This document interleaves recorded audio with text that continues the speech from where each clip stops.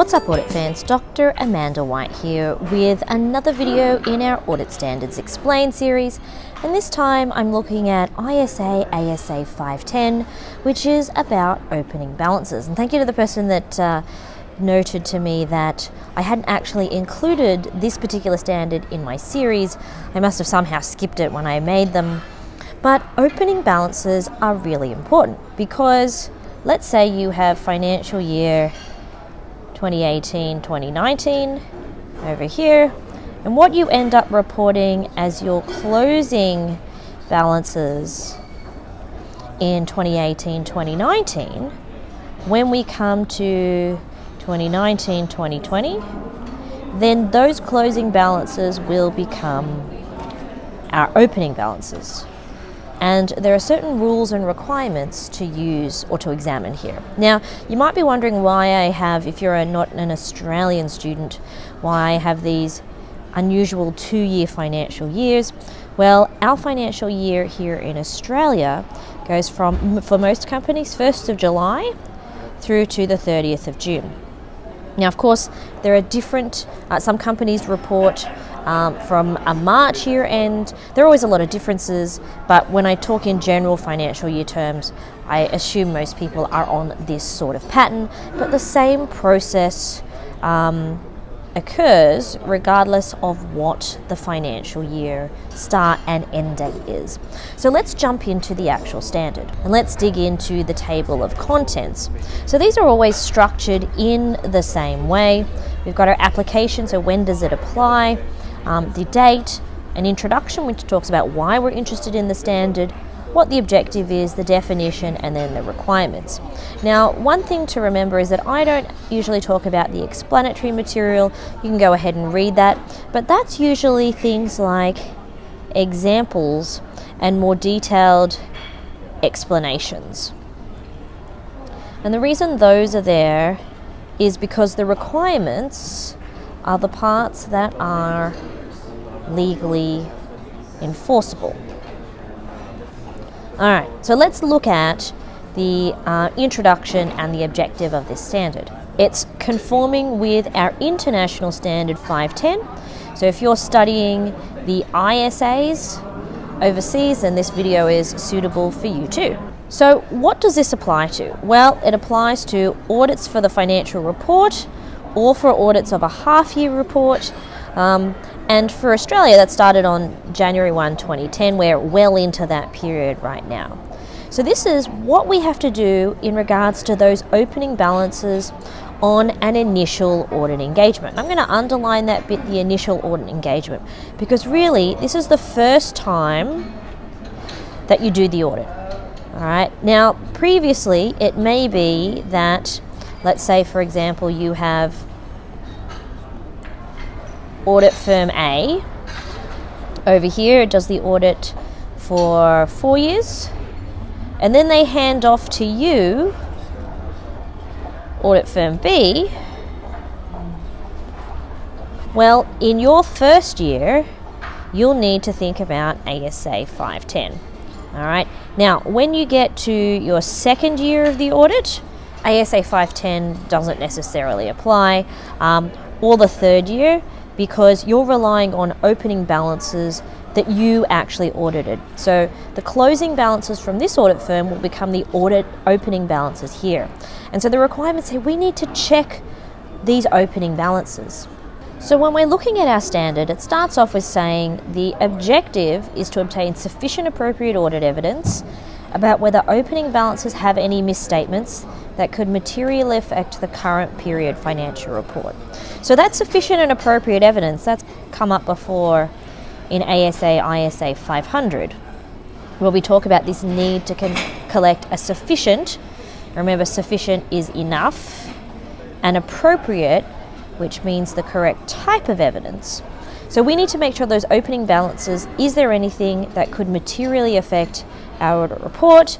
Also, have the accounting policies in the opening balances been consistently applied in the financial statements? So if we think about depreciation, and this is year 1 for our audit, and this is from the previous auditor, If in depreciation they use straight line, but then here they used reducing balance, we've got an issue because that accounting policy is not the same between these years. And it needs to be the same, or we want it to be the same, because we want to be able to compare. And if it's not the same, then we need to make sure that any changes are appropriately accounted for and disclosed. Now that could happen. So for example, leases is a new standard. You might have old lease reporting here, new lease reporting here. Yes, there's going to be some differences, but they're explained by changes in regulation. So I'm going to get into the definitions, and this is important so that we understand what the terms that are being used are. So initial audit engagement is when the financial report for the prior period was not audited, or it was audited by a predecessor auditor. So this one is when the client has had no previous audit. So you are the very first auditor, or this one, there's an auditor who's done it before them. Now, what are the opening balances?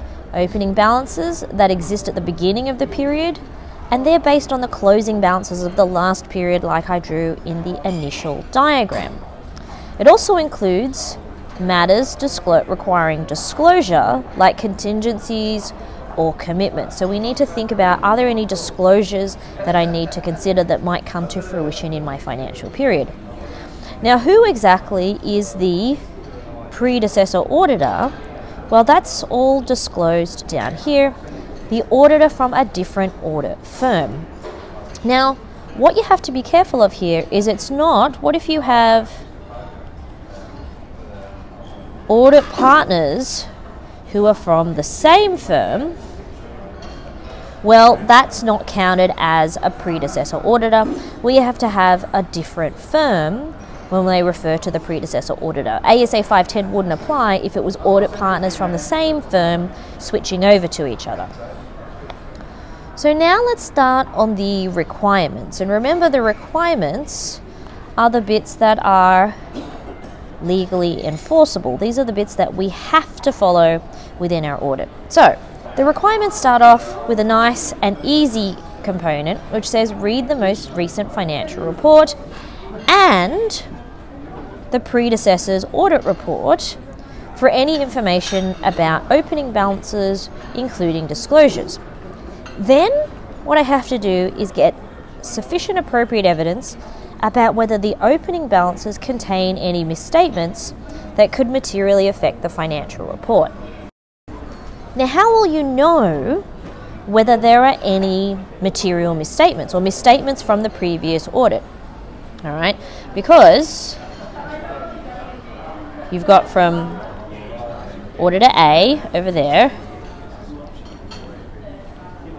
and you've got Auditor B over here. We need to, as Auditor B, go back and somehow check this work. So what we have down here are some actual instructions. So, have the prior period's closing balances been correctly brought forward? So that's just checking the number.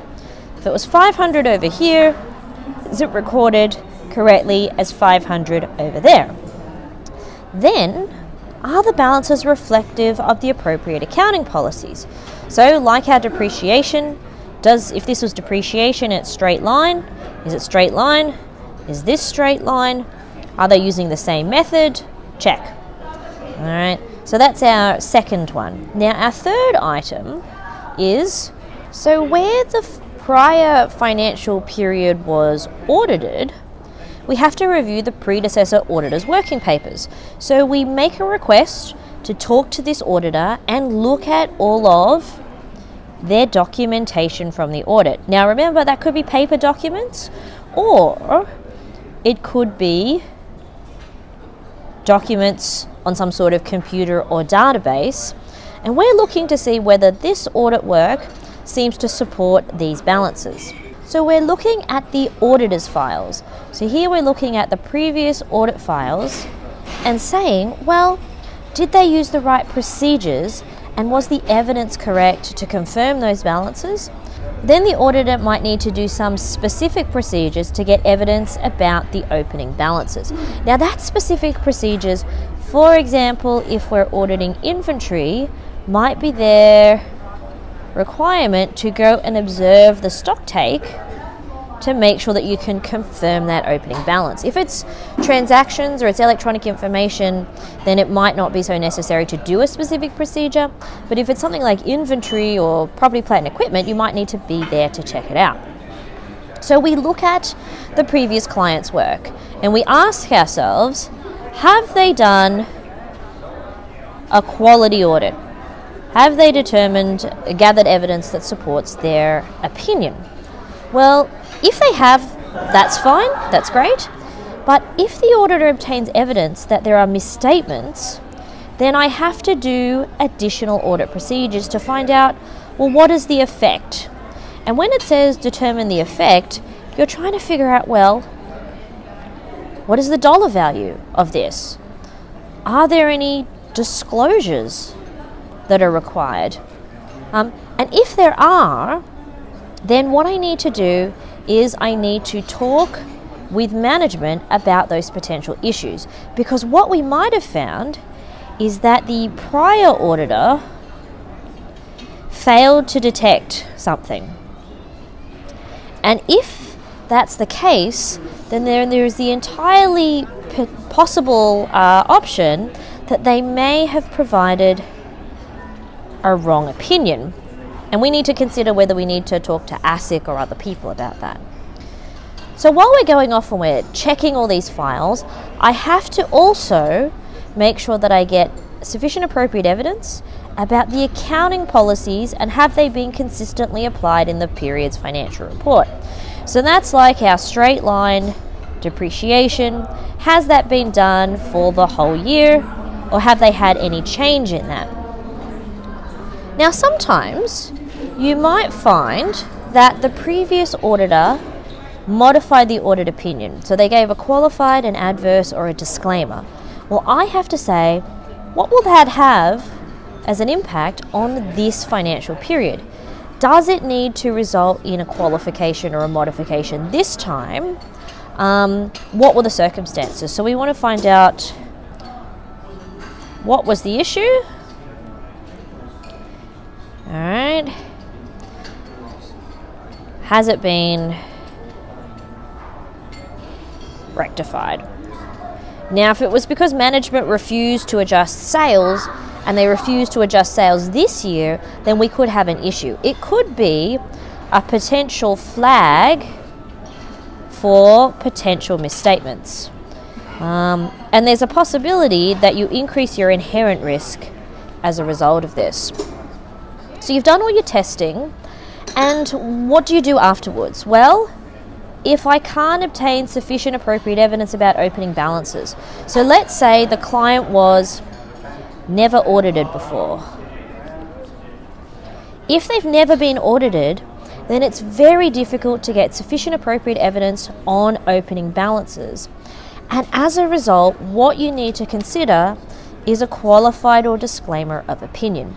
Now, the one that I see most often when opening balances can't be verified is qualified, because then often the rest of the financial year can still be verified, but there is the option for a disclaimer.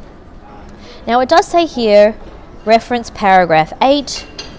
Here is from ASA 705, paragraph A8 in their explanatory material, which says, essentially, I can't get sufficient appropriate evidence because I can't confirm those opening balances. Well, that's beyond the control of the entity if they've never had an audit before. It could be related to the nature or the timing of the auditor's work. So if I start the audit after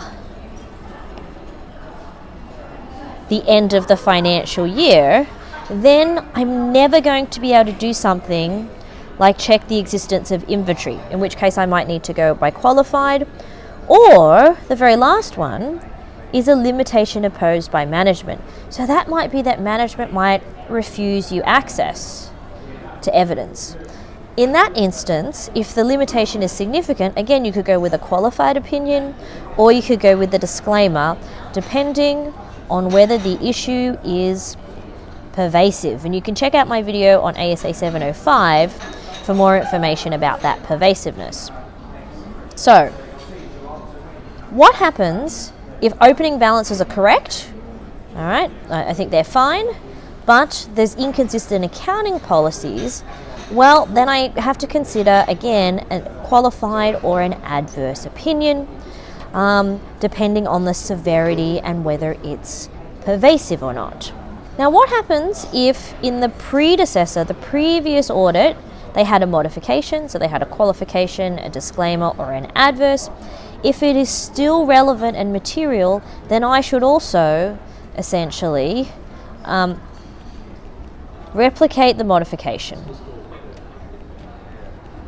Okay, so if you had in the previous auditor a qualified, and then in the current period the issue didn't go away, then you'd give a qualified again, plus any additional issues. So you might find more misstatements or anything else. You might need to change this slightly. If it becomes more severe, you might need to go to adverse, but you need to at least have that base as the minimum.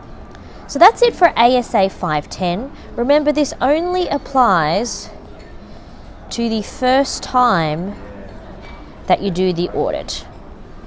Okay. Now, if you have any questions about this, then please feel free to drop them in the comments. Click to subscribe if you haven't already, and I will see you in the next video. Thanks for watching. Bye.